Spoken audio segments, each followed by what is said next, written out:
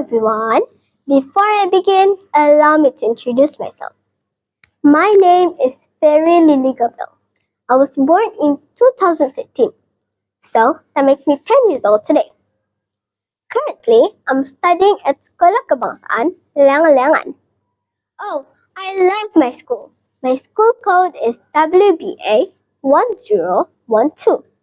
On my free time, I enjoy reading and listening to music. It's my dream to become a successful teacher one day. Wish me luck!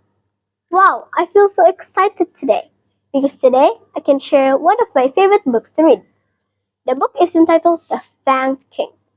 Have you heard this story before? It is a very famous folktale among the Malays. This story, however, is written and retold by a lady writer, Asma Fadila Habib. It is jointly published by Institut Terjemahan and Buku Malaysia Berhad in 2013. This interesting book has 32 pages. Personally, I think it is a short read. The book is telling a story about a king named King Ong Mahaparita Daria. He once ruled over the land of Kedah. He was married to Queen Kusuma Bidasari, a queen with refined and noble conduct. The king loved to eat his favorite dish, spinach curry. Mak Ketum and Kamboja were given the task of cooking the dish.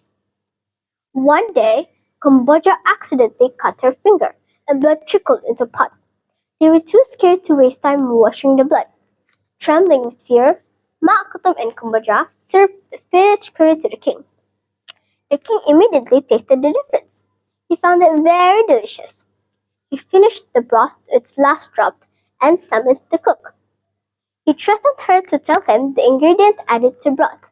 She told him about the cut on her finger and how the blood had accidentally dripped into the pot. Since then, the king became greedy for human blood. His fangs grew longer, and people began to call him Raja Bersil, or the Fanged King. All prisoners were cut to take their blood. The queen was worried by the king's behavior, so she and Mama Namatri moved the prisoners elsewhere at the stroke of midnight.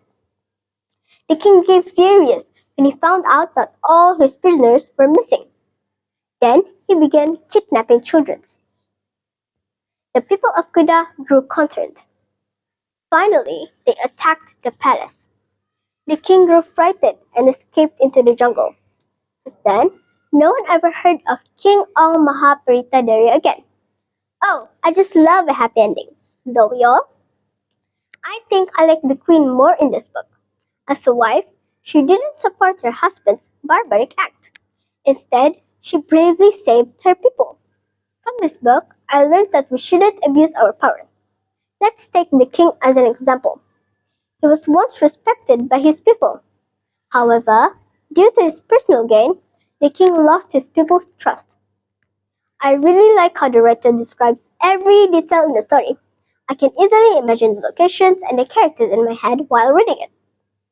Actually, the original version of The Fanged King is quite a long read.